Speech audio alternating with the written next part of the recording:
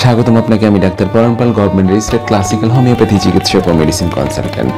আজ যে বিষয়টা নিয়ে আপনাদের সাথে আলোচনা করব সেটি হলো কি কি লক্ষণ আপনার মধ্যে প্রকাশ পেলে বুঝতে পারবেন আপনি উচ্চ রক্তচাপের ঝুঁকিতে আছেন। চলুন আমরা জেনে নিই। শরীরের মধ্যে শীত শীত অনুভূতি হবে, মাথা ঘোরাবে, পুরো মাথা ব্যথা করতে পারে, আবার মাথার এক পাশও ব্যথা করতে পারে, হজম শক্তির গোলযোগ দেখা দিতে পারে অর্থাৎ হজম কম হতে পারে, বুক ধরপড়ানি অর্থাৎ বুক ধরফর করতে পারে, শ্বাসকষ্ট দেখা দিতে পারে, চোখ লাল হয়ে যেতে পারে, দৃষ্টিশক্তি ধীরে ধীরে কমতে থাকবে। এছাড়া কিছু বিশেষ লক্ষণ আছে যাতে বোঝা যায় ব্যক্তি উচ্চ রক্তচাপে ভুগছেন, যেমন হৃদযন্ত্রের ক্রিয়া ব্যাহত হওয়া, বহুমূত্রের লক্ষণ দেখা দেওয়া। ধরুন কোনো কারণে আপনি উত্তেজিত হয়ে গেলেন, ওই মুহূর্তে যদি আপনার নাক দিয়ে রক্ত বের হয় তখন বুঝতে হবে আপনি উচ্চ রক্তচাপের ঝুঁকিতে আছেন।